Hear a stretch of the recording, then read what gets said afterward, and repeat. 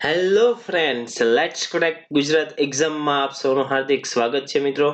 આપણે ફરીથી ઇકોનોમી સબ્જેક્ટને સરળ ભાષામાં સરળ રીતે સમજવા આપ સૌ ભેગા થઈ ગયા હશો મિત્રો. જે વિદ્યાર્થી મિત્રો ભેગા ન થયા હોય તો તમારા ગ્રુપમાં આપણો લેક્ચર ઝડપથી શેર કરો. બધા જ ગ્રુપમાં ટેલિગ્રામ, વોટ્સએપ, ફેસબુક બધા જ ગ્રુપમાં આપણો લેક્ચર શેર કરો કે જેથી વધારેમાં વધારે વિદ્યાર્થી મિત્રો આપણી સાથે જોડાય અને મારો જે ગોલ છે, મારો જે ઉદ્દેશ્ય છે, મારો ગોલ છે એ પુરવાર થશે મિત્રો. તમે શેર કરશો એટલે તમે લેક્ચરને લાઈક કરશો એટલે મિત્રો. તો મિત્રો જે નવા વિદ્યાર્થી મિત્રો છે એને ખ્યાલ નહીં હોય તો મારું નામ છે સુરજ ભટ્ટ. છેલ્લા 5 વર્ષથી હું આ ફિલ્ડમાં સંકળાયેલો છું મિત્રો. પોલિટી છે, ઇકોનોમી છે, જીઓગ્રાફી છે અને કરંટ અફેર્સ આવા જુદા જુદા સબ્જેક્ટ ઉપર હું છેલ્લા 5 વર્ષથી લેક્ચર લઈ રહ્યો છું મિત્રો.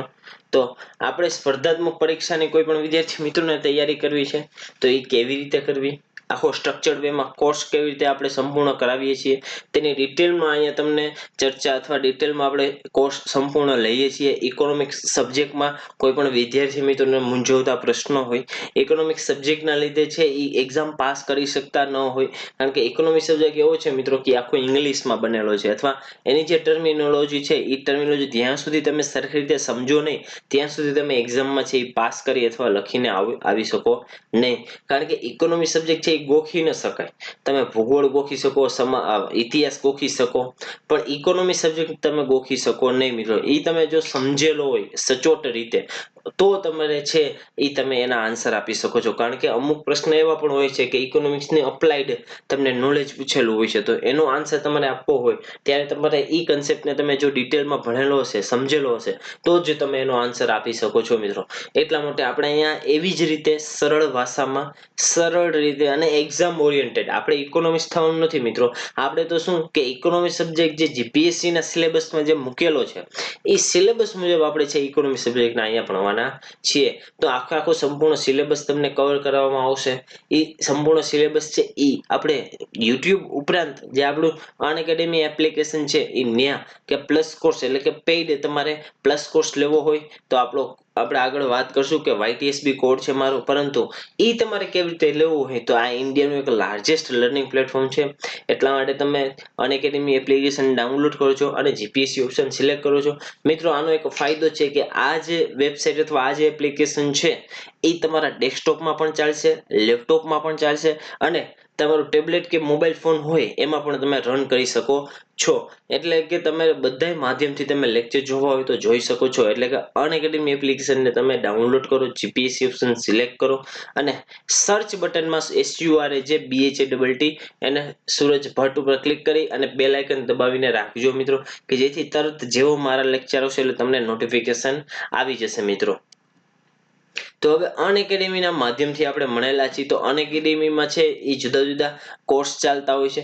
એમાં 120 પ્લસ એજ્યુકેટર છે એ ડેઈલી લાઈવ ક્લાસીસ લેતા હોય છે. ઉપરાંત એ જે લાઈવ ક્લાસીસ લેતા હોય છે એ લાઈવ ક્લાસીસમાં તમારા કોઈ પણ ડાઉટ હોય, તમને જે ટોપિક સમજાતો ન હોય, તમને જે સબ્જેક્ટમાં સમસ્યા હોય એ સબ્જેક્ટ તમે પ્લસ કોર્સ જો તમે સબસ્ક્રાઇબ કરાવેલો હોય તો તમે એજ્યુકેટર સાથે જે એક પર્સનલી એક વાત કરી શકો છો. એમાં તમે તમારા પ્રશ્નોનું સોલ્યુશન માંગી શકો છો. તો એક આ બેસ્ટ પ્લેટફોર્મ છે મિત્રો. અનએકેડમી પ્લસના માધ્યમથી તમે ઘણી બધી સુવિધાઓ મેળવી શકો છો. એમાંની પહેલી કે ડેઈલી લાઈવ ક્લાસીસ 120 થી પ્લસ એજ્યુકેટર એમાં લેક્ચર લેતા હોય છે. ઉપરાંત લાઈવ ટેસ્ટ અને ક્વિઝનું આયોજન પણ એમાં થતું હોય છે કે ડિટેલમાં તમને ક્વિઝ કરાવવામાં આવે છે અને એ જે ક્વિઝના આધારે એમાં લાઈવ પોલિંગ અને આ તમારા કહેવાય કે આમ રેન્ક આપવામાં આવે છે. લાઈવ પોલિંગ પણ થાય છે એમાં કે તમે જે આન્સર આપેલો હોય છે એમાંથી ટોપ 10 રેન્ક જાહેર કરવામાં આવે છે કે જેથી એક કોમ્પિટિશન અંદરો અંદર થતી રહે અને તમારે સારુંમાં સારું પરફોર્મન્સ કેવી રીતે મેળવી શકો એના માટેનું એક બેસ્ટ કાર્ય કરવામાં આવે છે અહીંયા. ઉપરાંત તમારે અલગથી કોઈ મોક ટેસ્ટની કે એની કઈ સબસ્ક્રિપ્શનના નાણાં અથવા પૈસા ભરવાની જરૂર નથી મિત્રો. આ બધું એક જ સબસ્ક્રિપ્શનમાં આવી જશે. ત્યારબાદ સ્ટ્રક્ચર્ડ કોર્સ આખો હોય છે કે આખો જે કોર્સ છે એ સિલેબસ સંપૂર્ણ થાય એવી રીતે તમને ગોઠવેલો હોય છે. એવી જ રીતે એજ્યુકેટર છે એ તમને ભણાવતો હોય છે કે જેથી તમારો કોર્સ છે, તમારો જે સિલેબસ છે એ સંપૂર્ણ ખતમ થાય અને સ્ટ્રક્ચર કોર્સમાં ખતમ થાય. તમને એ કોર્સ જેવો કમ્પ્લીટ પૂરો થાય એવું તમને યાદ પણ બધું રહે એવી રીતે છે એ આખું રજૂ કરવામાં આવે છે મિત્રો. તો આ જે વિડીયો લેક્ચર છે એનું તમે અનલિમિટેડ એક્સેસ મેળવી શકો છો. શું મિત્રો?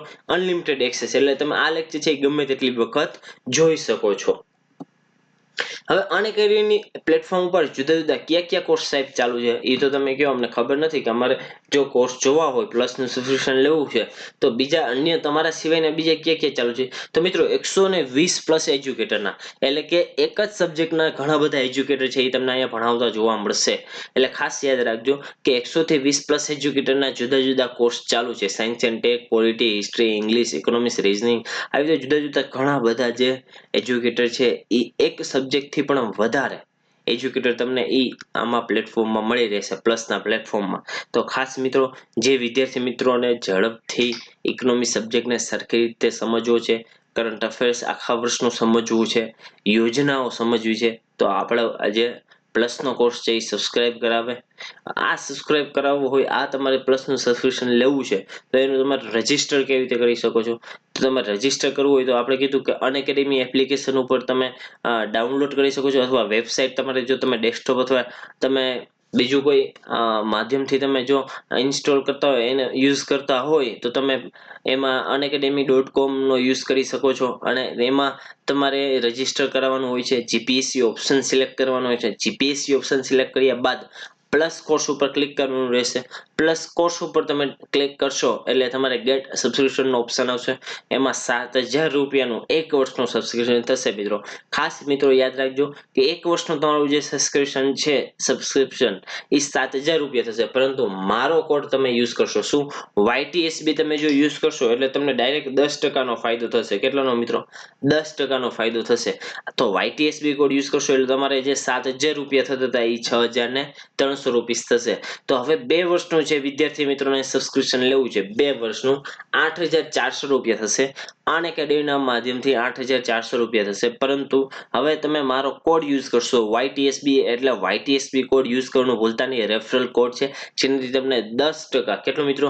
10% સુધીનું ડિસ્કાઉન્ટ મળે છે YTSB. એમાં 7,560 રૂપિયા થશે મિત્રો. 2 વર્ષનું તમે સબસ્ક્રિપ્શન લેશો, 7,560 રૂપિયા થશે. ખાસ વિનંતી, ઝડપથી જે વિદ્યાર્થી મિત્રો એનરોલ ન કરાવેલું હોય તો એનરોલ કરાવે. એક અથવા એકથી વધારે વર્ષો સુધી, 2 વર્ષ સુધી, 3 વર્ષ સુધી તમે સબસ્ક્રિપ્શન લઈ શકો છો મિત્રો. જે વિદ્યાર્થી મિત્રોને આ લેક્ચરની PDF જોતી હોય, ડિટેલમાં આખા આપણા લેક્ચર વિશેની માહિતી જોતી હોય અને પ્લસ કોર્સ સંબંધિત કોઈ પણ પ્રકારની ઇન્ક્વાયરી હોય તો આવા મોબાઈલ નંબર આ ગ્રુપમાં આપેલો છે, સૂરજ ભટ્ટ અનએકેડમી. તમારે કઈ પણ ટોપિક સમજવા હોય અથવા તમારે કરંટના ટોપિક વિશે કઈ સજેશન આપવું હોય તો તમે સૂરજ ભટ્ટ અનએકેડમી ઉપર ક્લિક કરી એમાં મોબાઈલ નંબર ઉપર મેસેજ WhatsApp કરી શકો છો, કે જેથી તમારે કોઈ પણ કરંટનો ટોપિક હોય એ તમારે આપણે યુટ્યુબના માધ્યમથી સમજી શકતા હોય તો આપણે અહીંયા લઈ શકીએ. એટલા માટે તમારા કોઈ પણ પ્રશ્ન હોય તો તમે જણાવી શકો છો મિત્રો આ માધ્યમથી. અને લેક્ચરની PDF ઉપરાંત જુદું જુદું અન્ય કોઈ મટીરિયલ જોતું હોય તો તમે આ આપણી ચેનલ છે એ જોઈન કરી શકો છો મિત્રો. તો અનએકેડમીના માધ્યમે એક નવું એકદમ કહેવાય કે બહુ જ સચોટ છે એ સોપાન ચાલુ કરેલું છે. એ ગુજરાત એક્ઝામ ઇન 10 એનું નામ છે. આ એક YouTube ચેનલ છે મિત્રો. ખાસ યાદ રાખજો કે ગુજરાત એક્ઝામ ઇન 10 એ શું છે મિત્રો? તો માત્ર ને માત્ર 10 જ મિનિટમાં જુદા જુદા એજ્યુકેટર દ્વારા એક જ ટોપિકને એવી રીતે રજૂ કરવામાં આવે છે કે એ ટોપિક તમને તમારો લેક્ચર ખતમ થશે ને તો તમને એકદમ મગજમાં યાદ રહી જશે. મેમરી ટ્રિક સહિત, શોર્ટકટ ટ્રિક સહિત, કે ઝડપથી 10 જ મિનિટમાં એ ટોપિકને તમે જેવો 10 મિનિટ પછી કમ્પ્લીટ કરેલો છે તો તમને યાદ રહે ને એવી રીતે તમારી સમક્ષ રજૂ કરવામાં આવે છે મિત્રો. તો આપણા લેક્ચર ત્યાં શરૂ થઈ ગયા છે મિત્રો. બંધારણના 3 લેક્ચર આવી ગયા છે. તો બંધારણના તમારે શોર્ટકટ ટ્રિક સહિત જો તમારે લેક્ચર જોવા હોય તો ગુજરાત એક્ઝામ ઇન 10 તમે જોઈન કરો. આપણો લેક્ચર છે એ વધારે શેર કરો, આ ચેનલને શેર કરો મિત્રો. કારણ કે આ આખી મેમરી ટ્રિક્સ સહિતની રજૂ થયેલી માત્ર 10 જ મિનિટમાં એક આખો ટોપિક તમને સમજાવશે મિત્રો. તો આભાર મિત્રો. હવે આજે જે આપણે જોવાના છે એ હજી આપણે કૃષિ ક્ષેત્ર સંબંધિત જે ક્ષેત્રો, હરિયાળી જેટલી ક્રાંતિ થઈ, આજે આપણા લેક્ચરમાં જુદી જુદી પ્રકારની ક્રાંતિઓ જોશું. પરંતુ આપણે જે હાલ જોઈએ છીએ એ ભારતીય અર્થવ્યવસ્થાના ક્ષેત્રો વિશે વાત કરીએ છીએ. એમાં કૃષિ ક્ષેત્ર, ઔદ્યોગિક ક્ષેત્ર અને સેવા ક્ષેત્ર, આ 3 ક્ષેત્રનો સમાવેશ છે એ ભારતીય અર્થવ્યવસ્થાના ક્ષેત્રોમાં થાય છે મિત્રો. તો આપણે જોયું હતું તો કે કૃષિ ક્ષેત્ર એટલે શું મિત્રો? કૃષિ ક્ષેત્રમાં કોનો સમાવેશ થાય છે? તો કૃષિ ક્ષેત્ર એટલે કે પ્રાથમિક ક્ષેત્ર, એમાં કૃષિ સંબંધિત જે કૃષિ ઉપરાંત કૃષિ સંબંધિત જે ક્ષેત્રો આવેલા છે, કૃષિ સાથે સંકળાયેલા જે બાબતો છે, જે પ્રવૃત્તિ છે એનો સમાવેશ છે, એ શેમાં થાય છે? તો પ્રાથમિક પ્રવૃત્તિ એટલે કે કૃષિ પ્રવૃત્તિમાં થાય છે, કૃષિ ક્ષેત્રમાં થાય છે. દ્વિતીય એટલે કે ઔદ્યોગિક જે ક્ષેત્ર છે એમાં ઉદ્યોગોનો ફાળો વધારે છે. ઉદ્યોગો જે કાંઈ પણ રચના થતી હોય એ દ્વિતીય ક્ષેત્રમાં થાય છે. ત્યારબાદ સેવા ક્ષેત્ર, જેને ટર્સરી ક્ષેત્ર પણ કહેવામાં આવે છે, તૃતીય ક્ષેત્ર પણ કહેવામાં આવે છે. તો સેવા ક્ષેત્ર છે એમાં કોનો સમાવેશ થાય છે? તો એમાં બેન્કિંગ છે, આરોગ્ય છે, શિક્ષણ છે, રેસ્ટોરન્ટ છે, આવી જુદી જુદી વગેરે જેવી જે સેવાઓ છે એનો સમાવેશ છે એ ટર્સરી અથવા પ્રવાસન ક્ષેત્રમાં શું કહેવાય તૃતીય ક્ષેત્રમાં થાય છે મિત્રો. હવે આપણે આગળ જે જોવાના છે મિત્રો, એ આજના લેક્ચરમાં આપણે શું કરાવવાના છીએ? તો આપણે આજના લેક્ચરમાં છે એક કૃષિ ક્ષેત્રમાં આવેલી વિવિધ જે ક્રાંતિઓ છે, કૃષિ ક્ષેત્ર આવેલી વિવિધ જે ક્રાંતિઓ છે, ક્રાંતિને ડિટેલમાં આપણે અહીંયા ભણશું. અને આજનો જે કરંટનો ટોપિક છે, આજનો કરંટનો ટોપિક બહુ મોસ્ટ આઈએમપી કરંટનો ટોપિક છે. છાપામાં તમારે ન્યૂઝમાં આવેલો હશે કે આત્મનિર્ભર ભારત અભિયાન, કે સરકાર દ્વારા આત્મનિર્ભર ભારત અભિયાન લોન્ચ કરેલું છે. ત્યારબાદ આર્થિક પ્રમોશન માટે 5 પિલરો આપેલા છે, એની આપણે અહીંયા ચર્ચા કરશું. અને જૂના વર્ષના પેપરની પણ આપણે ચર્ચા કરવાના છે મિત્રો. તો આપણો લેક્ચર છે એ 30 થી 40 મિનિટનો લેક્ચર છે મિત્રો. ડેઈલી ઇકોનોમિક કરંટ, એમાં ડેઈલી ઇકોનોમિકનું કરંટ આપણે રજૂ કરીએ છીએ. 30 થી 40 મિનિટનો લેક્ચર ખતમ થાય ત્યારબાદ એમાં પાસ્ટ યરના ક્વેશ્ચન વિશે આપણે પણ ચર્ચા કરીએ છીએ. હવે આપણો જે ભણાવવાનો એપ્રોચ છે મિત્રો, એ જે જૂના વિદ્યાર્થીઓ છે એને ખ્યાલ જ હશે કે આખું આપણે પ્રિલિમિનરી અને મેન્સ એ બેને ધ્યાનમાં રાખી આખું મટીરિયલ બનાવવામાં આવે છે. એ મુજબ જ આપણે ટીચિંગ કરવામાં આવે છે મિત્રો. એટલે કે જેથી તમારે એક જ વખત અથવા એક જ લેક્ચરમાં તમારે પ્રી અથવા મેન્સ બંનેનું તમને નોલેજ અહીંયાથી મળી રહે સચોટ રીતે, સરળ ભાષામાં, કે જેથી તમારે ઇકોનોમિક બાબતે કોઈ પણ પ્રશ્ન હોય, ઇકોનોમિક બાબતે તમારે કોઈ પણ પ્રકારની મૂંઝવણ થતી હોય તો એ અહીંયા તમારી ક્લિયર થઈ જશે મિત્રો. તો આપણે સેક્ટર્સ ઓફ ઇકોનોમીની વાત કરતા હતા. એમાં 3 સેક્ટર આવે છે: પ્રાઇમરી, મેન્યુફેક્ચરિંગ અને સર્વિસ સેક્ટર. પ્રાઇમરીમાં છે ફિશિંગ, ફાર્મિંગ, માઇનિંગ. આપણે આ કહી દીધું. પ્રાથમિક ક્ષેત્ર કૃષિ ક્ષેત્ર, જેમાં કૃષિ સંબંધિત ક્ષેત્રનો પ્રવૃત્તિનો સમાવેશ થાય છે. કૃષિ ઉપરાંત કૃષિ સંબંધિત જે એની સાથે સંકળાયેલા જે પ્રવૃત્તિ છે એનો સમાવેશ થાય છે. પ્રાઇમરીમાં મેન્યુફેક્ચરિંગમાં કાર ફેક્ટરી, કોઈ પણ પ્રકારની જે ફેક્ટરી ઉદ્યોગો હોય એ છે મેન્યુફેક્ચરિંગમાં સમાવેશ થાય છે. દ્વિતીય ક્ષેત્રમાં સમાવેશ થાય છે. સેવા ક્ષેત્ર, સર્વિસ સેક્ટર, ટર્શરી સેક્ટર જેને કહેવામાં આવે છે, એમાં બેન્કિંગ અથવા રેસ્ટોરન્ટ અથવા આરોગ્યની જે સેવાઓ છે એનો સર્વિસ સેક્ટરમાં સમાવેશ થાય છે મિત્રો. હવે જે આપણે જોવાના છે મિત્રો એ થોડીક કે આપણા કૃષિ સંબંધિત જે કૃષિના વિકાસ માટે જે જુદી જુદી સંસ્થાઓ સરકાર દ્વારા જે સ્થપાયેલી છે, આઝાદીથી લઈને અત્યાર સુધી જુદી જુદી સંસ્થાઓ જે બનાવેલી છે એ સંસ્થાઓ વિશે ચર્ચા કરશું ડિટેલમાં. ત્યારબાદ આપણે નેક્સ્ટ છે એ ક્રાંતિઓ વિશે ચર્ચા કરશું. તો આપ સૌને ખ્યાલ જ હશે મિત્રો કે પ્રથમ પંચવર્ષીય યોજનાનો મુખ્ય હેતુ અથવા મુખ્ય લક્ષ્ય શું હતો? કે કૃષિનો વિકાસ થવો જોઈએ. કોનો? કૃષિનો વિકાસ થવો જોઈએ. પ્રથમ પંચવર્ષીય યોજનામાં જ આપણા આઝાદી પછી તરત જ એવો માહોલ આવેલો કે લોકો છે એ વધારેમાં વધારે કૃષિ સાથે સંકળાયેલા હોવાથી જે આયોજન પંચ હતું, આયોજન પંચનું જે પ્રથમ પંચવર્ષીય યોજના હતી, પ્રથમ પંચવર્ષીય યોજનાનો ઉદ્દેશ્ય જેવો રાખવામાં આવ્યો કે જે કૃષિ છે એ કૃષિનો વિકાસ થાય મિત્રો.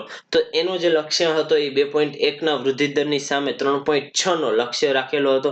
પણ આપણે વૃદ્ધિ કેટલી જોવા મળેલી હતી? તો 2.1% જોવા મળેલી હતી મિત્રો. તો હવે આપણે છે કૃષિ વિકાસ માટે જે જુદી જુદી સંસ્થાઓ ભારતમાં આઝાદીથી લઈ અને હાલ સુધીની જે સંસ્થાઓ છે એની આપણે ચર્ચા કરશું ડિટેલમાં. કોણે કઈ સંસ્થાની સ્થાપના કરી, કઈ સાલમાં સ્થાપના કરી, કે જેથી આપણને ક્લાસ 3 અથવા ક્લાસ 1 માં એક લાઈનમાં પ્રશ્ન મૂકી દે તો આપણું જે MCQ છે એ આપણો ખોટો ન થાય, આપણા વિદ્યાર્થી મિત્રોનો ખોટો ન પડે, એટલા માટે બહુ જ સચોટ રીતે ટુ ધ પોઈન્ટ આપણે રજૂ કરેલું છે મિત્રો. તો જે 1971માં એક લોર્ડ મેયોએ 1871માં સોરી મિત્રો 1871માં લોર્ડ મેયોએ કૃષિ, રાજસ્વ અને વાણિજ્ય વિભાગની સ્થાપના કરેલી હતી.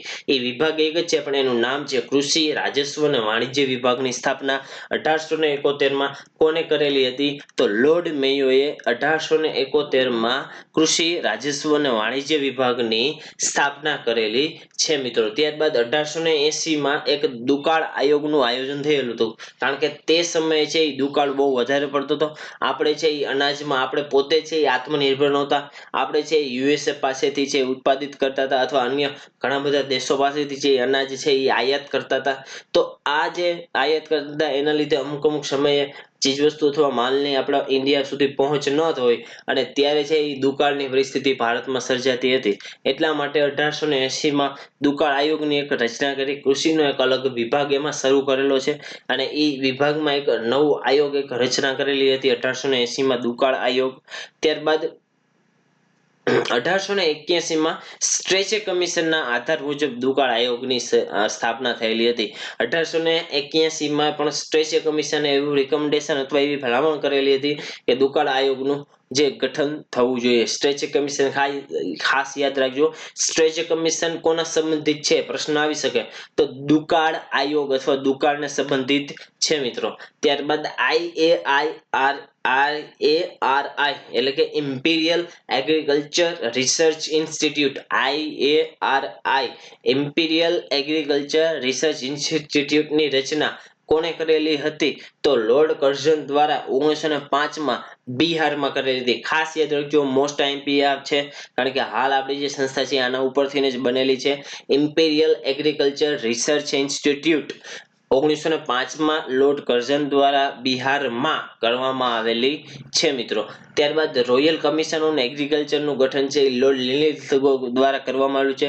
લોર્ડ લિનલિથગો દ્વારા છે એ રોયલ કમિશન ઓન એગ્રીકલ્ચર ગઠનનું જે આયોજન છે એ 1926 કરવામાં આવેલું છે. ખાસ યાદ રાખજો, રોયલ કમિશન ઓન એગ્રીકલ્ચર આ જે ગઠન છે, આ જે સંસ્થા છે એનું ગઠન કોને કરેલું હતું તો લોર્ડ લિનલિથગો દ્વારા છે એ 1926 ની સ્થાપના કરવામાં આવેલી હતી મિત્રો. હવે જે ઓલું IARI હતું, ઇમ્પિરિયલ એગ્રીકલ્ચર રિસર્ચ ઇન્સ્ટિટ્યૂટ, એમાંથી થોડુંક ચેન્જ થઈ અને ICAR એટલે કે imperial council of agriculture research એક નવું એક બેઠક અથવા સંસ્થા છે એ ચાલુ કરવામાં આવી હતી ખેતી ક્ષેત્રની, imperial council of agriculture research, કે એગ્રીકલ્ચર ખેતીમાં છે એ રિસર્ચમાં વધારો થાય, ખેતીમાં નવા નવા પાકોના બીજોનું રૂપાંતરણ થઈ શકે અને ખેતની ઉત્પાદકતા વધારવા માટે છે આ ICAR ની જે સ્થાપના છે એ 1929 છે એ કરવામાં આવેલી હતી ભારતમાં.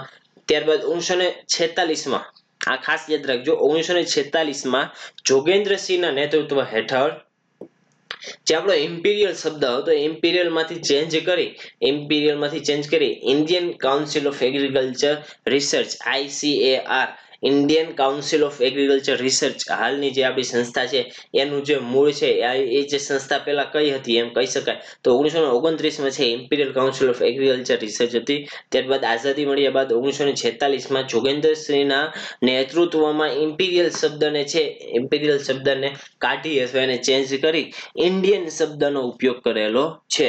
એટલે કે 1961 ICAR ને સ્વાયત્તતાનો સંપૂર્ણ દરજ્જો પણ પ્રાપ્ત થયેલો છે. પોતાના નિયમો ઘડી શકે છે, એનું પાલન કરાવી શકે છે. તો ICAR Indian council of agriculture research ખાસ યાદ રાખજો મિત્રો. ત્યારબાદ ઉત્તરાખંડનું જે પંતનગર છે એ દેશની આપણે પૂછાઈ શકીએ કે ભારતમાં સૌપ્રથમ કૃષિ યુનિવર્સિટીની સ્થાપના ક્યાં થયેલી જોવા મળે છે તો ઉત્તરાખંડનું એક પંતનગર છે, એમાં પંતનગરમાં દેશની પ્રથમ કૃષિ યુનિવર્સિટીની સ્થાપના થયેલી છે મિત્રો. તો હવે કૃષિ ક્ષેત્રે આવેલ જુદી જુદી ક્રાંતિઓ વિશે આપણે ચર્ચા કરીએ. તો સૌપ્રથમ ક્રાંતિ આપણે ખ્યાલ હોય તો 1966 અને 67 જ્યારે કે પંચવર્ષીય યોજના લાગુ હતી ત્યારે કહેવાય કે હોલિડે પ્લાન ચાલુ હતા ત્યારે કહી શકાય એ સમયગાળા દરમિયાન ભારતમાં છે એ હરિયાળી ક્રાંતિની શરૂઆત થઈ હતી. સૌપ્રથમ ઇન્ટેન્સિવ એગ્રીકલ્ચર ડિસ્ટ્રિક્ટ પ્રોગ્રામ, હરિયાળી ક્રાંતિ માટેનો કે સૌથી વધારે પાકનું ઉત્પાદિત થાય એવો એક પ્રોગ્રામ લોન્ચ કરેલો હતો. આ જે પ્રોગ્રામ છે એ માત્ર 7 જ જિલ્લાઓમાં લાગુ પડેલો હતો. આ જે વાત છે એ પ્રથમ હરિયાળી ક્રાંતિની વાત છે.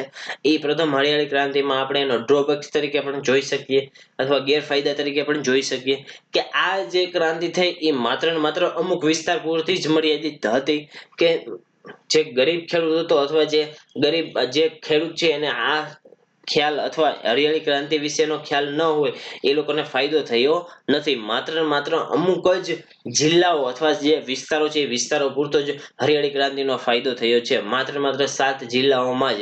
તો હવે આ જે હરિયાળી ક્રાંતિ થઈ એના લીધે ફાયદો ખેડૂતોમાં શું આવશે?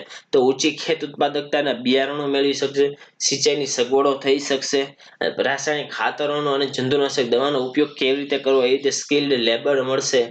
એના લીધે છે કૃષિ ઉત્પાદકતામાં છે એ વધારો કરી શકાય છે. એકદમ ભારે વૃદ્ધિ થાય છે મિત્રો જો તમારી ઊંચી ઉત્પાદકતા ધરાવતા બિયારણો હોય તમારી પાસે, સિંચાઈની યોગ્ય પૂરતી પ્રમાણમાં સગવડ છે, રાસાયણિક ખાતરોનો ઉપયોગ કરવામાં આવે છે, જંતુનાશક દવાઓનો ઉપયોગ કરવામાં આવે છે, તો આ જે ઉપયોગ કરવાને લીધે જે અને વૃદ્ધિ જે થાય છે એ બહુ મોટા પાયાની વૃદ્ધિ જોવા મળે છે મિત્રો. હવે એમ કેવી છે કે ભારતમાં જે હરિયાળી ક્રાંતિ જોવા મળેલી હતી એના પિતા કોને કહેવામાં આવે છે? તો ડોક્ટર MS સ્વામીનાથન. ખાસ મિત્રો યાદ રાખજો, ડોક્ટર MS સ્વામીનાથન કે જે ભારતીય હરિયાળી ક્રાંતિના છે એ જનક માનવામાં આવે છે. હરિયાળી ક્રાંતિના જનક MS સ્વામીનાથન ખાસ યાદ રાખજો.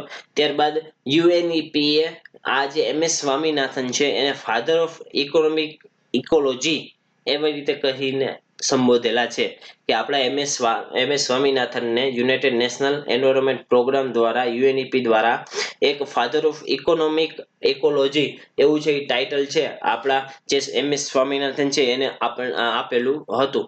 મેક્સિકોથી જે આપણે ઘઉંના બિયારણો હતા એ લઈ આવતા હતા અને એના આધારે છે આપણે અહીંયા ખેતી કરતા હતા, પરંતુ હરિયાળી ક્રાંતિના લીધે એ જે બી લઈ આવેલ છે એ બી ઉપર છે એ થોડીક રિસર્ચ કરવામાં આવશે કે આપણે ભારતની ખેતી અનુકૂળ, ભારતની આબોહવાને અનુકૂળ એ બીજનું રૂપાંતર કરી અને લોકોમાં છે એ વહેંચવામાં આવશે કે જેથી વધારેમાં વધારે છે એ પાક લઈ શકે. આ હરિયાળી ક્રાંતિનો મુખ્ય ઉદ્દેશ્ય હતો મિત્રો. હવે શ્વેત ક્રાંતિ જોઈએ તો શ્વેત ક્રાંતિના પ્રણેતા, શ્વેત ક્રાંતિ ચલાવનાર ડોક્ટર વર્ગીસ કુરિયન આપ સૌને ખ્યાલ જ હશે. તો દૂધના ઉત્પાદનમાં વૃદ્ધિ થાય એ માટે છે એ શ્વેત ક્રાંતિ ચલાવવામાં આવતી હતી. આ શ્વેત ક્રાંતિમાં છે એ દૂધના ઉત્પાદન માટે એક ઓપરેશન ફ્લડ ચલાવવામાં આવેલું હતું. 1970માં ઓપરેશન ફ્લડ ચલાવવામાં આવેલું હતું કે જેમાં વધારેમાં વધારે દૂધ છે એ લોકો સુધી પહોંચે એના માટેનું એક કાર્ય છે એ વર્ગીસ કુરિયન દ્વારા કરેલું હતું. અને ભારત છે ને એ આજે ઉત્પાદનની દ્રષ્ટિએ જોઈએ, ઉત્પાદનની દ્રષ્ટિએ તો એ બીજા નંબરે છે. દૂધના ઉત્પાદનની દ્રષ્ટિએ ભારત છે એ હાલ છે એ બીજા નંબર ઉપર છે. એના માટે કઈ ક્રાંતિ થઈ હતી? તો શ્વેત ક્રાંતિ થઈ હતી. શેના માટે? તો દૂધ માટે. ખાસ યાદ રાખજો મિત્રો. ત્યારબાદની આપણે જે ક્રાંતિ જોઈએ છીએ એ પીળી ક્રાંતિ જોઈએ છીએ કે જે તેલીબિયા અને ખાદ્ય તેલ માટે જે થયેલી છે કે એમાં કેવી રીતે વધારો થાય. ક્રાંતિ છે ને મિત્રો એનો મતલબ એમ છે કે એ જુદી જુદી પ્રકારની ક્રાંતિના આધારે આપણા જે ઉત્પાદિત જે ચીજવસ્તુ છે એ ચીજવસ્તુનો વધુ ને વધુ ઉપયોગ થાય, વધુ ને વધુ એમાં તમને ઇન્ફોર્મેશન મળી રહે એ રીતે આખું રજૂ કરવામાં આવે છે. હવે પીળી ક્રાંતિ, તો પીળી ક્રાંતિ એટલે શું? તો પીળી ક્રાંતિ શેના માટે થયેલી હતી? તો આપણા ભારતમાં તેલીબિયા અને ખાદ્ય તેલ સંબંધિત કોઈ પણ જે પાક છે એ પાકને આધારિત પીળી ક્રાંતિ કરવામાં આવેલી હતી. પીળી ક્રાંતિના લીધે અથવા કોઈ પણ પ્રકારની ભારતમાં જે કૃષિ સંબંધિત જે ક્રાંતિ છે એ ક્રાંતિના લીધે એક આખો એક જે ખેતીનો જે આખી પદ્ધતિ હોય, ખેતીમાં જે ટેકનોલોજી હોય એ આખો એમાં ચેન્જ આવી ગયો, બદલાવ આવેલો તમને જોવા મળે છે મિત્રો. જો હરિયાળી આમ કહેવાય કે પીળી ક્રાંતિ થઈ છે એને લીધે તેલીબિયા અને ખાદ્ય તેલના જે પાકો છે એ પાકોમાં ઉત્પાદિત ચીજવસ્તુનું વધારે પડતું ઉત્પાદન કરવું હોય તો એના માટેની એક બેસ્ટ પીળી ક્રાંતિ એ થયેલી જોવા મળે છે. અને ભારતમાં તેલીબિયાના ઉત્પાદનમાં ભારત કેટલામાં ક્રમે છે મિત્રો? તો કેટલામાં ક્રમે? 6થા ક્રમે છે. ખાસ યાદ રાખજો કે વિશ્વભરમાં તેલીબિયાના ઉત્પાદનમાં ભારત છે એ 6થા ક્રમે છે હાલ.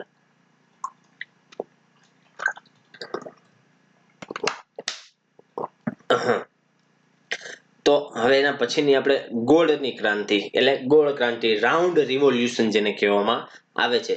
તો રાઉન્ડ રિવોલ્યુશન શેના માટે થયેલું હતું? ગોળ ક્રાંતિ કયા પાક માટે થયેલી હતી? તો ગોળ ક્રાંતિ છે મિત્રો એ બટેટાના ઉત્પાદનને વધારવા માટે છે એ ગોળ ક્રાંતિ થયેલી હતી, જેને રાઉન્ડ રિવોલ્યુશન કહેવામાં આવે છે. હવે કેન્દ્રીય બટેટા સંશોધન સંસ્થા એ સિમલા, જમ્મુ કાશ્મીરમાં આવેલ છે.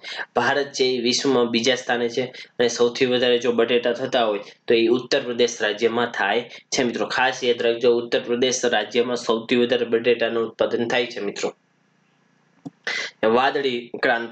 વાદળી ક્રાંતિ છે એ માછલીનો ઉછેરમાં હેતુ કે જે મત્સ્ય સાથે સંકળાયેલ માછીમારો છે, માછીમારોને એનું ઉત્પાદન કેવી રીતે વધે એ પ્રોત્સાહન આપવા હેતુ એક આ વાદળી ક્રાંતિની રચના કરવામાં આવેલી છે. ભારત છે એ વિશ્વનો બીજો માછલી ઉત્પાદક દેશ છે, કારણ કે આપણી પાસે છે આપણી દરિયાઈ સીમા એ સૌથી વધારે દરિયાઈ સીમા આપણી પાસે રહેલી જોવા મળે છે, અને એના આધારે આપણે છે એ વધારેમાં વધારે કૃષિ કરી શકીએ છીએ. એટલે હાલ ભારત છે વિશ્વમાં બીજા નંબરનો ઉત્પાદક દેશ છે મિત્રો. હવે મત્સ્ય ઉદ્યોગને લીધે દેશની 1% જીડીપીમાં વધારો થાય છે, અને કૃષિનો જીડીપીમાં 5.8% હિસ્સો છે. એમાંથી 1% માત્ર ને માત્ર છે એ આવે ત્યાંના એલાઇડ સેક્ટર એટલે મત્સ્ય ઉદ્યોગ સાથેનો છે. ત્યારબાદ પશ્ચિમ બંગાળ રાજ્યમાં સૌથી વધુ માછલી જોવા મળે છે. માછલી છે હવે એ કયું રાજ્ય સૌથી વધારે છે એ પેદા કરે છે ભારતમાં સૌથી વધારે માછલી કયું રાજ્ય ઉત્પાદિત કરે છે, તો પશ્ચિમ બંગાળ છે એ રાજ્ય છે એ સૌથી વધારે છે. એ વાદળી ક્રાંતિ અંતર્ગત છે એ માછલીનું છે એ સૌથી વધારે ઉત્પાદન કરે છે મિત્રો. તો ગુજરાતનો ક્રમ હવે આમાં કેટલામો છે, તો ગુજરાતનો ક્રમ છે એ ત્રીજો છે. ગુજરાતની બાઉન્ડ્રી પણ સૌથી વધારે છે અન્ય રાજ્યો કરતા, જે જળ સીમા છે એ વધારે છે, એટલે ગુજરાતનું જે સ્થાન છે એ ત્રીજા નંબરે છે મિત્રો. ત્યારબાદની ક્રાંતિ જોઈએ તો ગુલાબી ક્રાંતિ. ગુલાબી ક્રાંતિ શેના માટે કરવામાં આવેલી હતી, તો ઝીંગા અને ડુંગળી માટે. ઝીંગા અને ડુંગળી માટે જે ક્રાંતિ કરવામાં આવેલી છે એના ઉત્પાદનમાં વધારો થાય એટલા માટે આ ગુલાબી ક્રાંતિ છે એ કરવામાં આવેલી છે, ઝીંગા અને ડુંગળીનો જે વધારે ઉત્પાદિત કરવા માટે. ત્યારબાદ ભારત છે એ વિશ્વમાં ઝીંગાની જે નિકાસ કરે છે, ખાસ યાદ રાખજો નિકાસમાં છે ભારતનો ક્રમ છે એ અત્યારે હાલ છે એ પહેલો છે મિત્રો. ત્યારબાદ ભૂખરી ક્રાંતિ.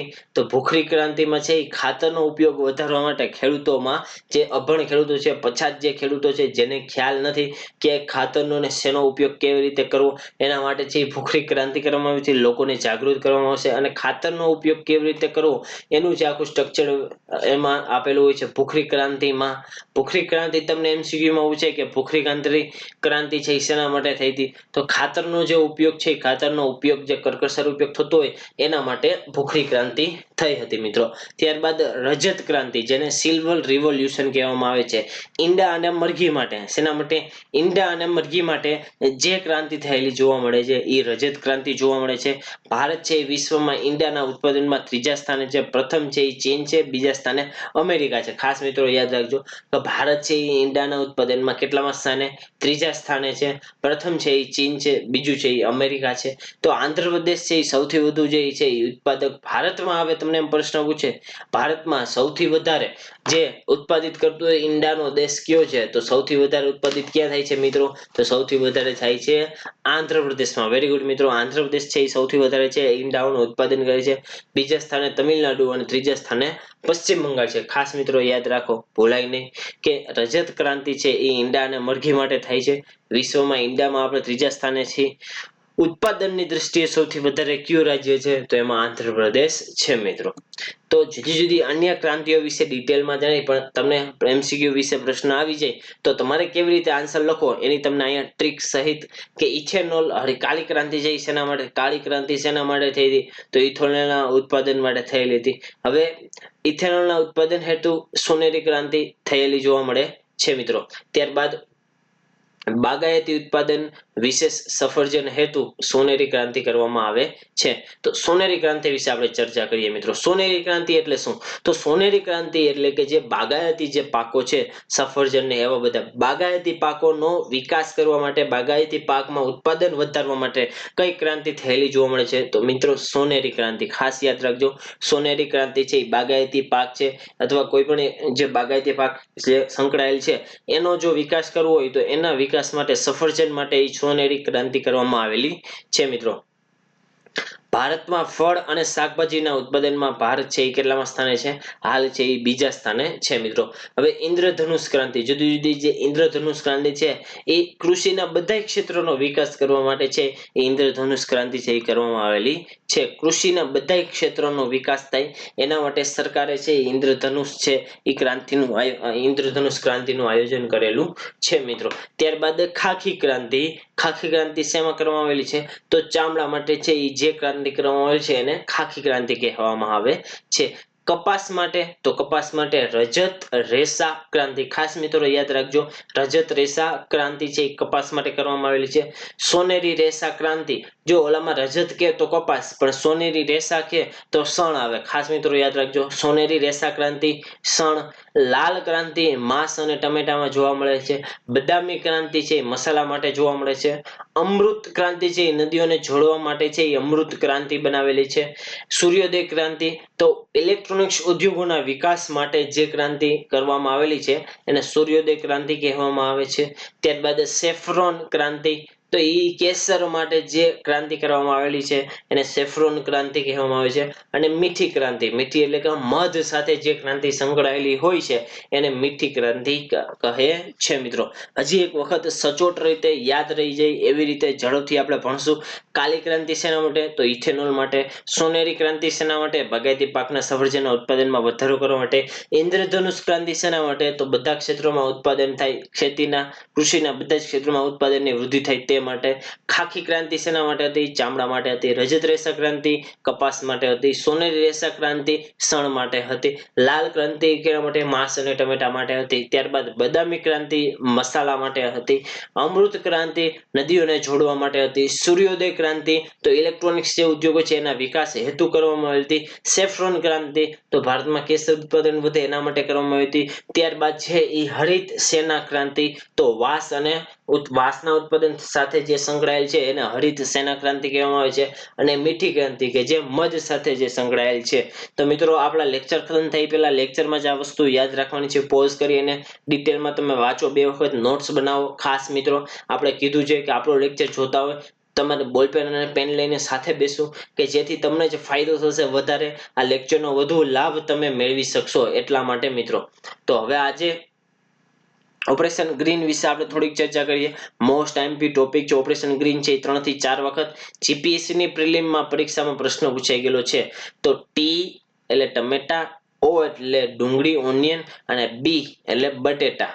આ પ્રશ્ન પણ આવી ગયો છે મિત્રો. હવે આપણે ઓપરેશન ગ્રીન વિશે વાત કરીએ. પોટેટો ટોપ જેને કહેવામાં આવે છે ટોપ.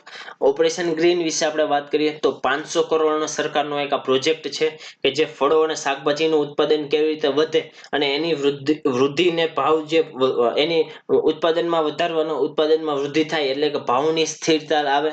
કારણ કે અમુક જે ચીજ વસ્તુઓ ન હોય જેમ કે ડુંગળી ન હોય તો એકદમ એના ભાવ વધી જાય છે. તો એ ભાવ ન વધે એની સ્થિરતા માટે ઓપરેશન ગ્રીન છે એ કરવામાં આવેલું છે કે જેનાથી ટમેટા, ડુંગળી અને બટેટા જેને ટોપ કહેવામાં આવે છે, ટોમેટો, ઓનિયન એન્ડ પોટેટો જેને બધાના આખા એક વર્ડ લઈ ફર્સ્ટ લેટર સરકારે ટોપ યોજના પણ બનાવેલી છે.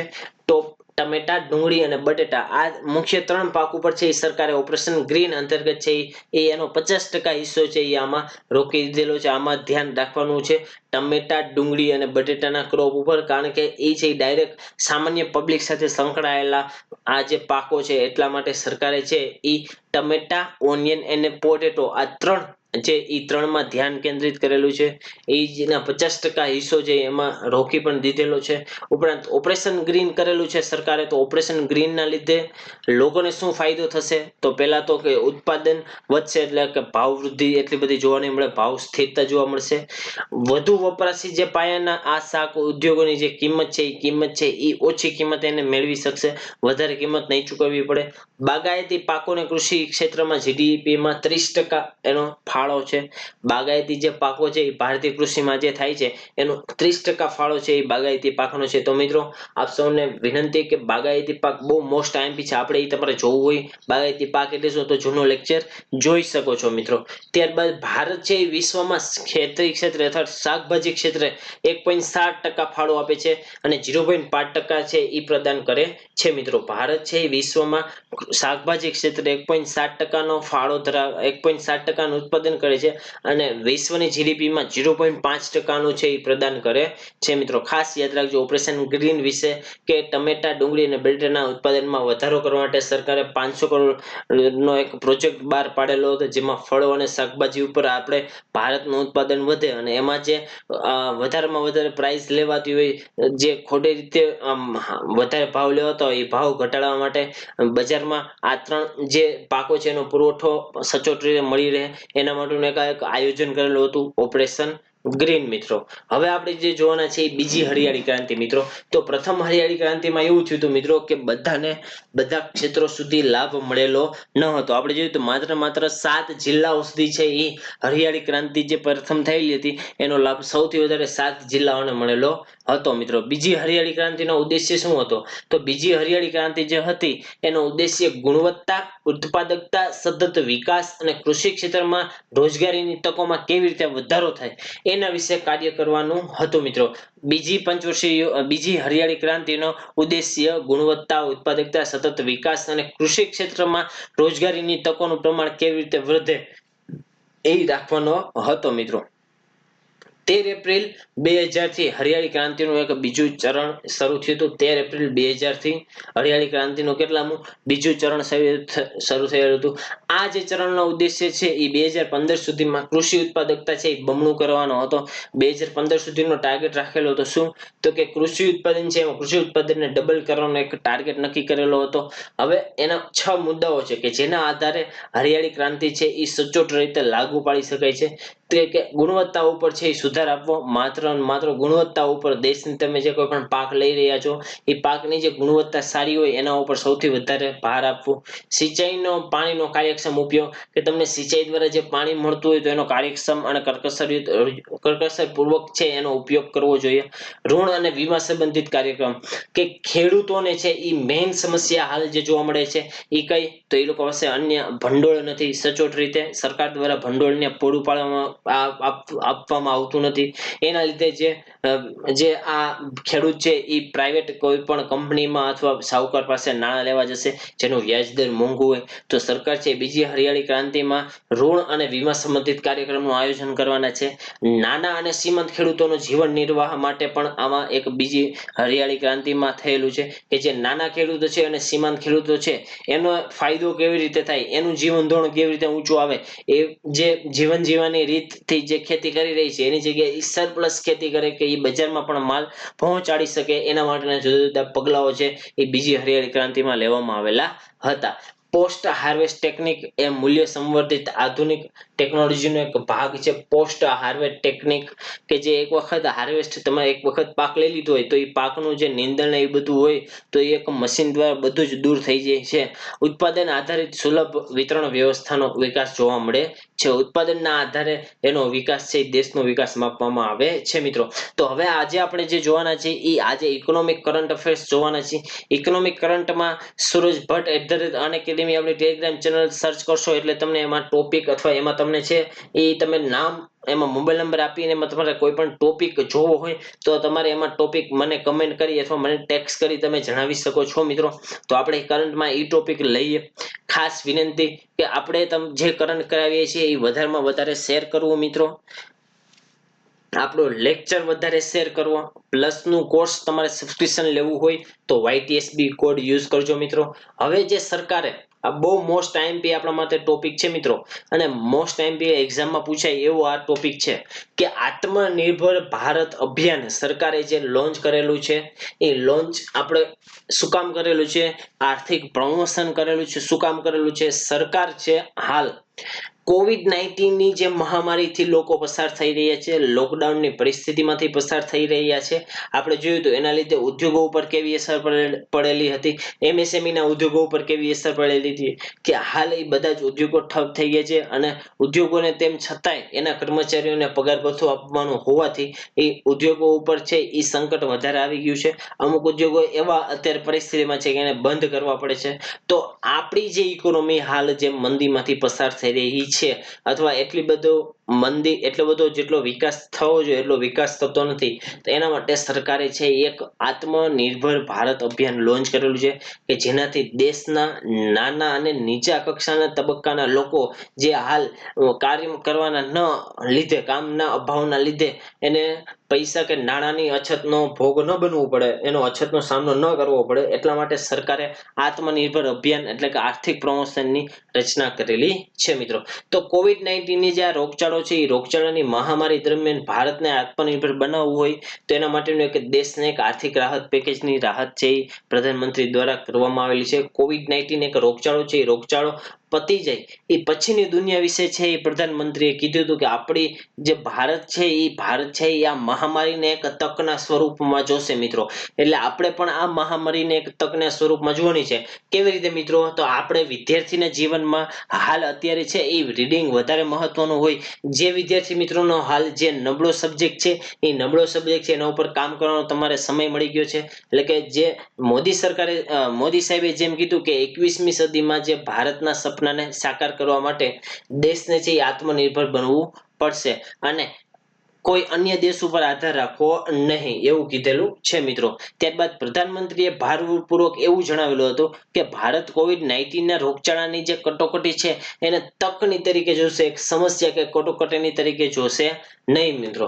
હવે આત્મનિર્ભર ભારત એટલે શું? ક્યારનો હું આત્મનિર્ભર ભારત કહું છું તો આત્મનિર્ભર ભારત એટલે કે વૈશ્વિક જે અત્યારે વર્તમાન યુગ જોવા મળેલો છે એ વૈશ્વિક વર્તમાન યુગના આપણે જોતા એની જે અર્થવ્યવસ્થા છે એની અર્થવ્યવસ્થા કોઈ બીજા દેશની અર્થવ્યવસ્થા ઉપર આપણા ભારત દેશની અર્થવ્યવસ્થા આધાર રાખતી હોય, એની ચીજવસ્તુ ઉપર આપણે આધાર રહેવું પડતું હોય તો આપણે આત્મનિર્ભર છીએ એમ કહેવાય નહીં મિત્રો. તો આત્મનિર્ભર એટલે શું કે આપણી જે ઇકોનોમી છે, આપણું અર્થતંત્ર છે એ આપણા દેશના બનાવેલા કોઈ પણ ચીજ વસ્તુનું આપણે ઉપયોગ કરતા હોય એને આપણે આત્મનિર્ભર કહેશું. આત્મનિર્ભર એટલે કે પોતાના પગ ઉપર જે નિર્ભર હોય એવી વ્યક્તિ, જેને સેલ્ફ રિલાયન્સ કહેવામાં આવે છે. સેલ્ફ રિલાયન્સ અને સેલ્ફ સેન્ટર છે એ બહુ અલગ છે મિત્રો. આપણે ડિટેલમાં આગળ જોશું કે ભારત છે એ એક પહેલેથી જ આપણે કહેવાય છે કે ભારત છે ને એ વસુધૈવ કુટુંબકમની જે આ રચના છે, વસુધૈવ કુટુંબકમની જે સંકલ્પના છે એમાં વિશ્વાસ રાખતો છે. હવે એ જેમ કહી દે કે આત્મનિર્ભર બનવું છે, પણ એ તમે આખો મોદી સાહેબનો આખો જે મિજાજ છે, આખું જે કહેવાનું છે આખું અલગ હતું મિત્રો. કે મોદી સરે એમ કીધેલું છે એમાં કે આપણે આત્મનિર્ભર બનશું પણ આપણે કોઈ દેશ સાથે સંબંધ કટ કરશું નહીં. પરંતુ કેવી રીતે? તો આપણે ભારતમાં એવા ઉદ્યોગોનું નિર્માણ કરશું કે જે ભારતની ઇકોનોમીને ફરી પાછી ઊભી થાય અને વર્લ્ડ લેવલે એનું નામ થાય. એટલા માટે છે એ આત્મનિર્ભર અભિયાન લોન્ચ કરેલું છે મિત્રો. ખાસ યાદ રાખજો કે આત્મનિર્ભર અભિયાન છે એ કોઈ અન્ય દેશ સાથેના વ્યવહારો બંધ કરવા માટે નથી કરેલું. અલ્ટિમેટલી શેના માટે? કે ભારતનો ઉદ્યોગોનો વિકાસ થાય, ભારતમાં મેન્યુફેક્ચરિંગનો ડિપાર્ટમેન્ટનો વધારે વિકાસ થાય, મેડ ઇન ઇન્ડિયાની ચીજ વસ્તુઓ વધારે મળે, એનો ઉપયોગ વધારે થાય કે જેથી દેશમાં અર્થતંત્ર જે હાલ મંદીના માહોલથી પસાર થઈ રહ્યું છે એનું ચક્રીય ચાલુ થાય અને જે દેશના ઉદ્યોગો છે એ ભારત ઉપરાંત વૈશ્વિક લેવલે આગળ આવે. એની આપણે છે એ આ આત્મનિર્ભર અભિયાન અને આર્થિક પ્રમોશનમાં વાત કરેલી છે મિત્રો. તો વસુધૈવ કુટુંબકમની આપણે સંકલ્પનામાં વિશ્વાસ રાખીએ છીએ. જો કે ભારત પોતે એક વિશ્વનો જ એક ભાગ છે. ભારત છે એ એક વિશ્વનો જ એક ભાગ છે. આપણે કઈ બીજા ગ્રહમાં તો રહેતા નથી. આ જ આપણે વિશ્વના એક ભાગ છીએ. તો જો આપણો વિકાસ થાય, જો ભારતની પ્રગતિ થાય તો આપણે એમ કહી શકીએ કે વિશ્વની પણ પ્રગતિ થાય છે મિત્રો. તો જે આત્મનિર્ભર જે અભિયાન છે એનો એક રોડ મેપ તમને ઇમેજમાં આપેલો છે. તો એ 5 પિલર છે, એ 5 પિલર રજૂ કરેલા છે મોદી સાહેબે. ઇકોનોમી, ઇન્ફ્રાસ્ટ્રક્ચર, સિસ્ટમ, ડેમોગ્રાફી અને ડિમાન્ડ. તો ઇકોનોમીમાં શેનો સમાવેશ થાય છે? ક્વોન્ટમ જમ્પ, કે નાની જમ્પ નહીં, બહુ મોટી જમ્પની જરૂર છે. ઇન્ફ્રાસ્ટ્રક્ચરમાં શું જરૂર છે? તો આપણું એક આધુનિક ભારત બને. આધુનિક ભારતનું ઇન્ફ્રાસ્ટ્રક્ચર એવું હોવું જોઈએ કે વૈશ્વિક લેવલે એનું નામ હોય એવું ઇન્ફ્રાસ્ટ્રક્ચર હોવું જોઈએ. સિસ્ટમ કેવી હોવી જોઈએ? તો સિસ્ટમ છે એ ટેકનોલોજી દ્વારા ચાલતી, જેમાં ટેકનોલોજીનો વધારે ઉપયોગ હોય કે જેથી કાર્ય કરવામાં સરળતા રહે એના માટે સિસ્ટમનો વિકાસ કરવો. Demographic vibrant, demographic of the largest democracy, કે આપણે જે અહીંયા સૌથી વધારે વૈશ્વિકની સૌથી મોટામાં મોટી આપણે અહીંયા લોકશાહી જોવા મળે છે એની પાસે પણ સેમ એવી રીતે કે સૌથી વધારે ડેમોગ્રાફી આપણે કે સૌથી વધારે યંગની વસ્તી પણ વધારે જોવા મળે છે. તો એનો ઉપયોગ સારી રીતે કરવો એના માટેનો રોડ મેપ આપેલો હતો. ત્યારબાદ ડિમાન્ડ, કે જે માંગ હાલ જે ઠપ થઈ ગઈ છે, માંગ સાવ બંધ હોવાના લીધે ઉદ્યોગ ધંધાઓ તથા કોઈ પણ ચીજ વસ્તુની માંગ ન હોવાના લીધે જે દેશને આવક થતી હોય દેશની આવકમાં સાવ ઘટાડો થઈ ગયો છે. તો એને ફરીથી કેવી રીતે ઊભી કરવી? તો એના માટે સરકાર છે રાહત દરના પેકેજ બહાર પાડેલા છે. તો માંગ અને સપ્લાયનો જે આખો કન્સેપ્ટ છે એને સરળ રહે અને ઝડપથી આપણી ઇકોનોમી પાછી પાટા ઉપર આવે એના માટેના 5 પિલર મોદી સરકાર સાહેબે કીધેલા છે મિત્રો. જુદા જુદા એમએસએમઈ ના આપણે એમ કહી શકાય કે એમએસએમઈ ની આપણે વ્યાખ્યા પણ જોઈ હતી. તો એમએસએમઈ ની આ ભારત આત્મનિર્ભર અભિયાન અંતર્ગત છે એમએસએમઈ ની વ્યાખ્યામાં થોડોક ચેન્જ કરેલો છે મિત્રો, કે લોન પૈસાની નાણાકીય સહાય સરકાર પૂરી પાડી શકે. કે અત્યારે હાલ આપણે હેલિકોપ્ટર મની પણ જોયેલું હતું કે હાલ મંદીના માહોલથી જો સરકાર છે પૈસા રાહત દરના પેકેજ આપશે તો લોકો પાસે નાણાં આવશે તો એની ખરીદ શક્તિમાં વધારો થશે અને આખું ઇકોનોમીનું જે આખું ચક્ર છે એ ફરીથી ચાલુ થશે મિત્રો. તો આત્મનિર્ભર ભારતની રચનામાં વૈશ્વિકીકરણને બાદ કરવાની વાત કરેલી નથી, પરંતુ વિશ્વને આપણા વિકાસમાં જોડી અને ભારતનો કેવી રીતે વિકાસ થાય એના વિશે કરવાની વાત હતી, કે વિશ્વના વિકાસમાં મદદ ભારત કેવી રીતે કરી શકે, કે ભારત પોતાનું યોગદાન એમાં કેવી રીતે વધારી શકે, એનો છે એ આત્મનિર્ભરતાનો ઉદ્દેશ્ય મોદી સાહેબે સમજાવેલો છે સરકારે. ત્યારબાદ વડાપ્રધાને આત્મનિર્ભર ભારત અભિયાનની ઘોષણા કરી. એમાં એવું કીધેલું હતું કે આગામી દિવસોમાં સરકાર છે એ આર્થિક વિગતોની અનાવરણ કરશે. એમાં 20 લાખ કરોડ રૂપિયા પેકેજનું આખું એક જાહેરાત કરેલી હતી. 20 લાખ કરોડ રૂપિયા અત્યાર સુધીમાં, અને જે ભારતની જીડીપી ના 10% છે મિત્રો. 20 લાખ કરોડ રૂપિયા જે રાહત પેકેજ સ્વરૂપે બાટેલા છે એ ભારતની જીડીપી ના 10% છે એ કહેવામાં આવે છે. હવે આ જે મિશન છે એ આત્મનિર્ભર ભારત અભિયાન એ 2 ચરણમાં લાગુ પડશે. પ્રથમ ચરણમાં કોનો વિકાસ કરવામાં આવશે, તો પ્રથમ ચરણમાં છે એ સ્થાનિક ઉત્પાદન ને નિકાસને વધારે પ્રોત્સાહન આપવા માટે તબીબી, કાપડ, ઇલેક્ટ્રોનિક, પ્લાસ્ટિક, રમકડા વગેરે જેવા ક્ષેત્રોને પ્રોત્સાહિત કરવા. એનું જે સ્થાનિક ઉત્પાદન થઈ રહ્યું છે એનું એક સ્થાનિક ઉત્પાદનથી લોકો સુધી પહોંચે, જ્યાં સ્થાનિક લોકો છે લોકોથી પછી રાજ્યોમાં ફેમસ થાય, દેશમાં ફેમસ થાય અને પછી એને આંતરરાષ્ટ્રીય લેવલે એને કેવી રીતે લઈ જાવ એનું કામ છે પ્રથમ રાઉન્ડમાં થશે. બીજા તબક્કામાં શું થવાનું છે, તો બીજા તબક્કામાં રત્ન, ઝવેરાત, ફાર્મા, સ્ટીલ જેવા ઉદ્યોગો અથવા જેવા ક્ષેત્રોનો સમાવેશ થાય એનો વિકાસ કરવા માટે બીજા ક્ષેત્રમાં આખો રોડમેપ રજૂ કરવામાં આવ્યો છે. ત્યારબાદ આત્મનિર્ભર ભારત છે એ આત્મનિર્ભર કેવી રીતે બનશે એના માટે આપણને 5 મુદ્દા આપેલા છે. તો પહેલો મુદ્દો છે અર્થતંત્ર, જેને ઇકોનોમી કહેવામાં આવે છે. આપણે કીધું કે ક્વોન્ટમ જમ્પ લાગે, વધતો જતો ફેરફાર સામાન્ય ફેરફાર જોતો નથી. હવે બહુ મોટો ફેરફાર અર્થતંત્રમાં જોઈએ છે, બહુ મોટો વિકાસ આપણે અર્થતંત્રમાં માંગે છે, કે જેથી હાલની જે પરિસ્થિતિ મંદી છે એ મંદીમાંથી બહાર નીકળી શકે અને વૈશ્વિક લેવલે આપણે ટક્કર આપી શકીએ, વૈશ્વિક લેવલે આપણી ભૂમિકામાં વધારો થાય એના માટેનું છે આપણું અર્થતંત્ર મજબૂત એવી રીતે કરવાનું મોદી સાહેબે કીધેલું છે. ત્યારબાદ ઇન્ફ્રાસ્ટ્રક્ચર, કે ભારતની ઓળખાણ વૈશ્વિક લેવલે ઇન્ફ્રાસ્ટ્રક્ચરના આધારે થાય એવું આપણે ઇન્ફ્રાસ્ટ્રક્ચર બનાવવાની જરૂર છે, કે જેથી વિશ્વ આપણું ઉદાહરણ આપે, કે ભારતના ઇન્ફ્રાસ્ટ્રક્ચરનું ઉદાહરણ આપે એવું આપણે છે ઇન્ફ્રાસ્ટ્રક્ચરનું ડેવલપ કરવાનું છે. સિસ્ટમ કેવી હોવી જોઈએ, તો સિસ્ટમ છે આખી ટેકનોલોજી આધારિત સંચાલન કરતું હોવું જોઈએ, કે ટેકનોલોજીનો એટલો વિકાસ થવો જોઈએ કે એ છે સામાન્ય જે ટેકનિક ઉપયોગી છે, સામાન્ય જે આપણે કાર્ય કરવું હોય તો એમાં ટેકનોલોજી આધારિત કાર્ય થાય, કે જેથી દેશનો વિકાસ સરળ બને છે મિત્રો. ત્યારબાદ વાઇબ્રન્ટ ડેમોગ્રાફી, આપણે જો આત્મનિર્ભર બનવું હોય તો આપણું જે ડેમોગ્રાફિક ડિવિડન્ડ છે એને સ્કિલ કરવું પડે, એને કૌશલ્ય આપવું પડે, અને એમાંથી વધારેમાં વધારે કેવી રીતે આપણે ઉત્પાદનમાં એનો ભાગ લઈ શકીએ છીએ એના માટેનું મોદી સાહેબે અહીંયા વાઇબ્રન્ટ ડેમોગ્રાફી શબ્દ વાપરેલો હતો. ત્યારબાદ છેલ્લો શબ્દ માંગ, કે માંગ અને સપ્લાયની જે ચેન હાલ સંપૂર્ણપણે ખોરવાઈ ગઈ છે તો એ કેવી રીતે ફરીથી કનેક્ટ થાય અને દેશનું અર્થતંત્ર ફરીથી ચાલે એના માટે માંગનો કોન્સેપ્ટ મોદી સાહેબે આપેલો છે, સરકારે આપેલો છે. જો 5 આધાર સ્તંભો આપેલા છે: અર્થતંત્ર, ઇન્ફ્રાસ્ટ્રક્ચર, સિસ્ટમ, વાઇબ્રન્ટ ડેમોગ્રાફી અને માંગ. આ 5 આત્મનિર્ભરતાના સ્તંભો છે. આ આત્મનિર્ભર માટે ભારત સરકારે આત્મનિર્ભર ક્યારે બને, કે જ્યારે એમાં અમુક પ્રકારની એ લોકોને છે એ નાણાકીય સહાય આપવામાં આવે, કે જેથી દેશના જે પડી ભાંગેલા ઉદ્યોગો છે એનો ફરી પાછો વિકાસ થાય. વડાપ્રધાનને સ્વનિર્ભર ભારતના નિર્માણ માટે વિશેષ આર્થિક પેકેજની આપણે જાહેરાત જોઈ. 200 કરોડ રૂપિયા સુધીની, 200 કરોડ રૂપિયા આપણે જોયા, 200 લાખ કરોડ રૂપિયાની આપણે જાહેરાત કરેલી છે. આ પેકેજ સરકાર દ્વારા શેના માટે જાહેરાત કરેલી છે, તો COVID-19 હાલ જે પેન્ડેમિક જે મહામારી જોવા મળે છે એની સામે ઉદ્યોગ ધંધાઓને રક્ષણ મેળવવા માટે આ છે એક રાહત દર અથવા કહેવાય કે પેકેજની રચના કરેલી છે. અગાઉની ઘોષણા છે એ અગાઉની ઘોષણા પણ કરેલી હતી. ત્યારબાદ RBI અમુક પ્રકારની છૂટ આપેલી હતી, અને હાલ આજે જે આમ કહેવાય કે 13 તારીખે લોન્ચ કરેલું હતું 20 લાખ કરોડ રૂપિયાનું પેકેજ મોદી સરકાર દ્વારા, અને એ જીડીપી ના 10% હતું. એમાં મુખ્યત્વે કોનો આમાં છે એ વિકાસ કરવામાં આવશે, કોને ક્યાં ધ્યાનમાં કેન્દ્રિત રાખી અને આ પેકેજના દર દરો નક્કી કરેલા છે. તો જમીન, મજૂર કે હાલમાં પ્રવાહિતા એટલે કે બજારમાં કેટલી રૂપિયાની લિક્વિડિટી જોવા મળે છે, કેટલો રૂપિયો ફરવા મળે છે, એ પ્રવાહિતા અને આ વગેરે જેવા કાયદાઓ પર ધ્યાન કેન્દ્રિત કરી અને આખું પેકેજનું નિર્માણ કરેલું છે મિત્રો. તો એમએસએમઈ એટલે કે માઇક્રો, નાના અને મધ્યમ ઉદ્યોગોને શું ફાયદો થશે મિત્રો? તો ક્રેડિટ ગેરંટી કે બેંકોને છે એ એવી છૂટ આપી દીધી છે કે અમુક ટકા સુધીની બેંક તમે એમએસએમઈ ને વિધાઉટ કોલ લેટર એટલે કે જામીનગીરી વગર અથવા કે એમને એમ તમે લોન છે એ આપી શકો છો.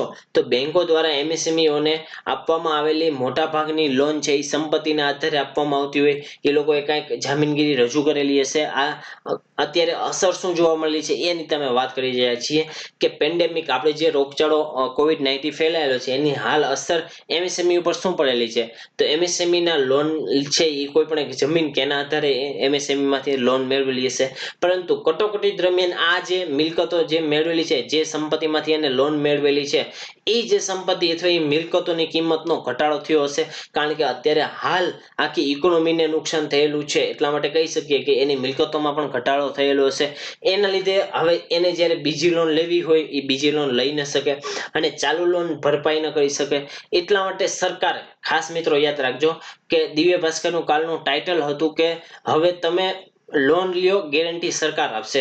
કે એમએસએમઈ ને કોઈ પણ પ્રકારની હવે લોન ન ભરી શકતા હોય અથવા લોન લેવી હોય તો સરકાર આ છે આ યોજના અંતર્ગત લોન લઈ શકે છે. હવે લોન ભરી ન શકે તો એ કોણ ભરશે? તો એ સરકાર ભરશે. એ લોકોની એમએસએમઈ ને આગળ લાવવા માટે આ સરકારનું એક બહુ મહત્વનું એક કહેવાય કે એક સ્ટેપ લીધેલું છે કે આ સંદર્ભે સરકાર દ્વારા બેંકોને ક્રેડિટ આપવામાં આવે છે અને જો એમએસએમઈ એન્ટરપ્રાઇઝ લોન ભરપાઈ ન કરી શકે તો આ લોનની ભરપાઈ કોણ કરશે? તો સરકાર કરશે મિત્રો. ઉદાહરણ તરીકે કોઈ એક બેંક છે એ બેંકમાંથી કોઈ કંપનીએ 1 કરોડ રૂપિયા સુધીનું 100% ક્રેડિટ ગેરંટી લીધેલી છે. એનો અર્થ કે તે બેંકને તેને 1 કરોડ રૂપિયા હવે ચૂકવવા પડશે. હવે એ ચૂકવી ન શકે એની જગ્યાએ છે એ સરકાર ચૂકવે તો આને છે એ આપણને અહીંયા જે છે એમએસએમઈ નો વિકાસ થાય એના માટે સરકારે આવા પગલા લીધેલા છે મિત્રો. હવે રિવાઇઝડ થયેલું છે આખું આમાં, કારણ કે આ પૂછાઈ શકે છે, કારણ કે હાલમાં ચર્ચામાં બહુ છે. એટલા માટે કે આપણે જોયું હતું કે ઉત્પાદન કે જે મેન્યુફેક્ચરિંગ જે એન્ટરપ્રાઇઝીસ છે એમાં માઇક્રો છે એ રોકાણના આધારે 25 લાખનું રોકાણ હોવું જોઈએ. સ્મોલ જે ઇન્ડસ્ટ્રી છે એમાં રોકાણ કેટલું હોવું જોઈએ? તો 5 કરોડ સુધીનું રોકાણ છે એ સ્મોલ ઇન્ડસ્ટ્રીમાં હોવું જોઈએ.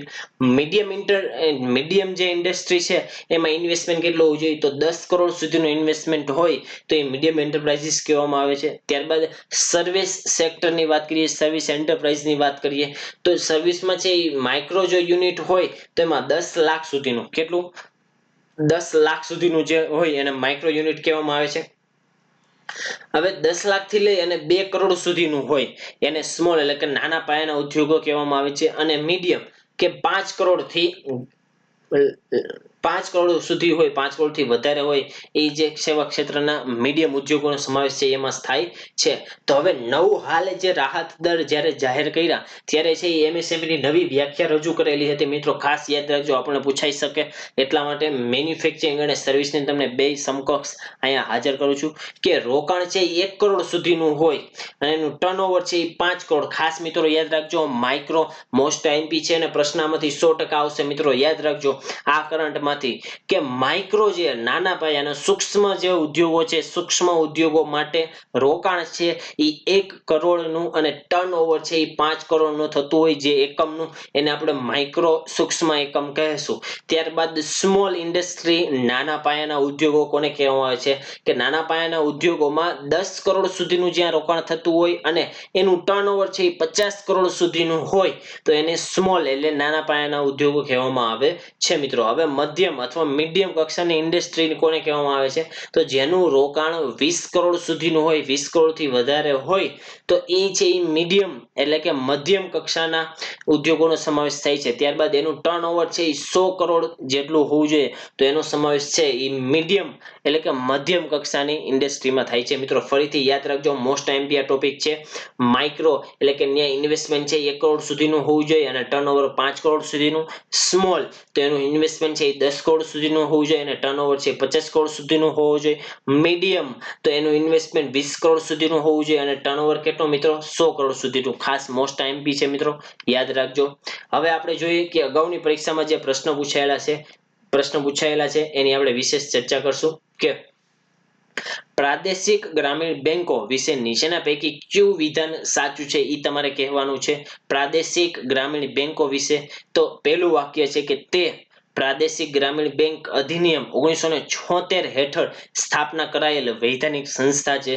તો હા, 1976 માં જ આપણે જોયું હતું આરઆરબી. તમે કમેન્ટ જણાવશો કે રિજનલ રૂરલ બેંકની સ્થાપના કેટલામી પંચવર્ષીય યોજનામાં થઈ હતી. આપણે પાછો પંચવર્ષીય યોજના કનેક્ટ કરી દીધી હતી એમાં. એટલા માટે મિત્રો કે રિજનલ રૂરલ બેંક કે પ્રાદેશિક ગ્રામીણ બેંકની સ્થાપના કેટલામી પંચવર્ષીય યોજના દરમિયાન થઈ હતી. આન્સરમાં બધા લખશે, કમેન્ટ કરશે મિત્રો ઝડપથી કે પ્રાદેશિક ગ્રામીણ બેંક અધિનિયમ 1976 જે બનેલો હતો એક વૈધાનિક સંસ્થા. આ જે ગ્રામીણ બેંકો છે એ બેંકોની કેટલામી પંચવર્ષીય યોજનામાં એની સ્થાપના થયેલી હતી.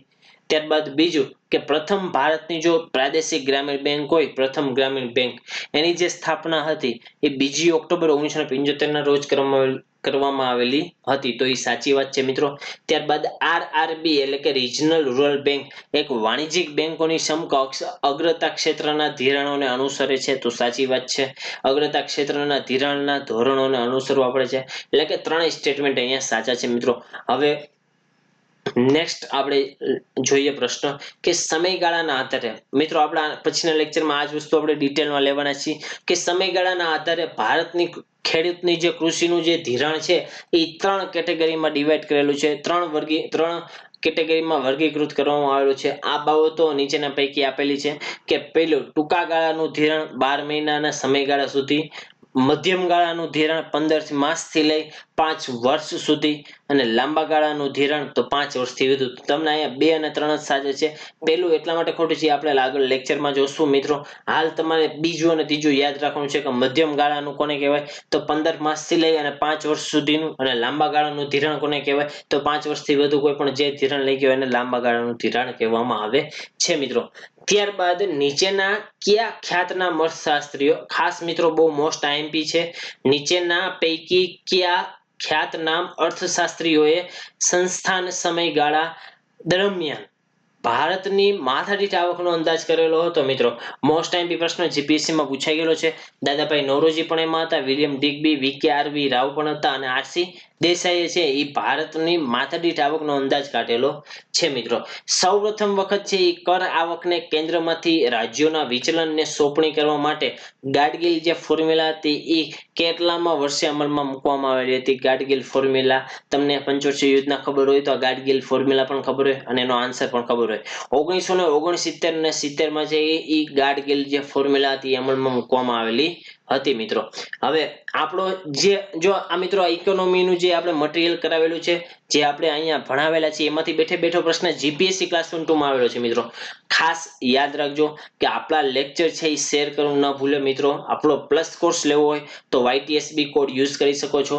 હવે આપણે જે પ્રશ્ન જોવાના છે આપણે મટીરીયલમાં આવી ગયેલું છે કે એમએન રોય દ્વારા પીપલ્સ પ્લાન ઘડવામાં આવેલો હતો. તો સાચી વાત છે, પીપલ્સ પ્લાન છે એમએન રોયે રજૂ કરેલો હતો. ત્યારબાદ એમ વિશ્વેશ્વરૈયાએ પોતાનું એક પુસ્તક બહાર પાડેલું હતું, The Planned Economy of India. આપણે આ પણ વાત કરેલી હતી કે એમ વિશ્વેશ્વરૈયાએ The Planned Economy of India નામનું પુસ્તક બહાર પાડેલું હતું.